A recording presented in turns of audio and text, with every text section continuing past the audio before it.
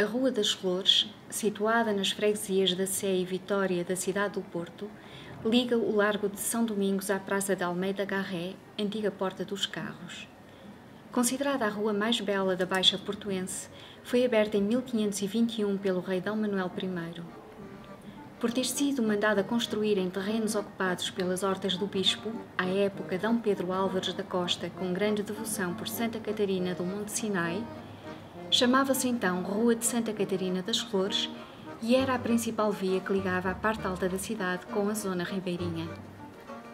A construção na Rua das Flores foi feita segundo moldes inéditos, pois, pela primeira vez na história urbana da cidade, surgiu uma regulamentação precisa sobre o tipo de habitação a construir, obrigando a uma regularização das duas margens da rua, possibilitando a boa visibilidade das fachadas. Quem entra nesta rua nota logo a diferença com as outras ruas da cidade. Tem um aspecto oitocentista, burguês, rodeado por típicos edifícios portuenses com 2 e 3 pisos, com as características janelas e varandas de ferro. No resto do chão ficam as lojas e nos andares superiores viviam os comerciantes e suas famílias. O núcleo mais representativo dos habitantes da rua foi assim constituído pela designada aristocracia urbana, conotando a rua com um forte caráter elitista que o espaço edificado procurava confirmar. A zona alta da rua foi também habitada por homens ligados sobretudo aos ofícios. Mecânicos, sapateiros, serralheiros, era também a Rua dos Ourives, do ouro, da prata, onde se criavam peças de filigrana e outras que tornaram famosos ourives portuenses. Hoje restam poucas ourivezarias e, embora ainda subsistam algumas lojas mais antigas, como a Adega do Olho é aqui, outros negócios substituem os de outrora. A última intervenção urbana, inaugurada em março de 2014, tornou a rua pedonal. As alterações da mobilidade foram acompanhadas de melhoramentos à superfície, nomeadamente na pavimentação da via e dos passeios. Este é um fator importante, pois o solo, para onde raramente olhamos em primeiro lugar, é uma dimensão do espaço que nem sempre é percebida com a atenção que merece.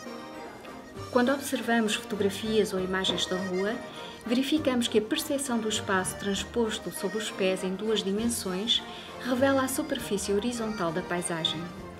Assim, devemos estar atentos à dimensão visual e sensorial dos diferentes tratamentos do solo, uma vez que isso tem um papel muito importante na personalização e identidade do lugar, contribuindo também com os seus materiais e as suas cores para a qualidade cênica da paisagem.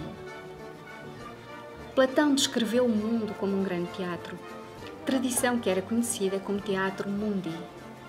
Considerando-se este princípio, a vida humana é como um teatro de fantoches encenado pelos deuses, ou até mesmo, sob o ponto de vista que se espalhou pela Idade Média, o mundo é um show dirigido por Deus e representado por seres humanos.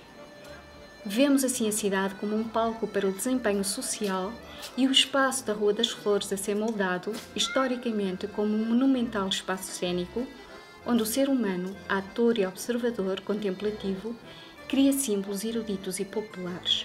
Para os seus habitantes, os lugares são multimemoriais e é a experiência humana, integrando espaço e memória, que permite a experiência de espaços reais na sua condição de lugar cênico. Ítalo Calvino, no livro As Cidades Invisíveis, refere que uma cidade pode ser o que nós dela podemos ver ou entender. Na verdade, estamos sempre a construir cenários totalmente diferentes a partir do olhar que recai sobre a rua, a arquitetura, as cores, os sons, as memórias do mesmo lugar. Para alguns, a Rua das Flores é eminentemente masculina. Viver nela como se nela não vivesse, da sua alma, só sabia o que chegava a mim pelo discurso dos outros, a rudeza masculina, tão crua que chegava a roçar a brutalidade.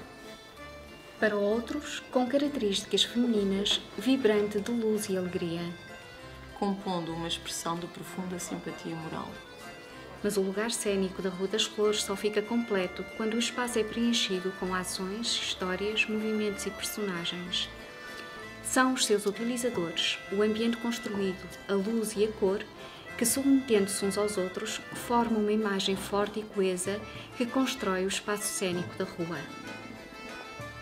Nos espaços cênicos, os ambientes de luz e cor ajudam a reavivar as formas sonhadas da curiosidade e provoca emoções nas imagens construídas pelas estruturas cognitivas. A cor não é um simples jogo de luz, mas uma ação na profundidade da alma que desperta valores sensíveis diretamente relacionados com valores simbólicos e o conceito coletivo do espaço, de comunhão e participação. Elas estão lá, simples, puras, serenas, silenciosas, manifestando a presença da essência invisível sobre a matéria excessivamente visível. A luz natural do Sol, movendo-se de acordo com o seu curso aparente, como um organismo vivo cujas pulsações são um eco que ilumina as ações, é entendida só por si como dramática, uma vez que cria efeitos de sombras, faz brilhar as superfícies, permite a gama de cores, cria relevos e alternâncias, dá calor, permite a captura de contornos visuais, assim como a percepção da perspectiva e da tridimensionalidade. Os ambientes de luz e cor, produzindo um efeito cênico na rua, tornam possível a reversibilidade entre real e imaginário, também simbólica e fundamental para uma relação emocional com o espaço, permitindo que a ação humana interprete o presente como uma ficção em que se encontram o passado e o futuro.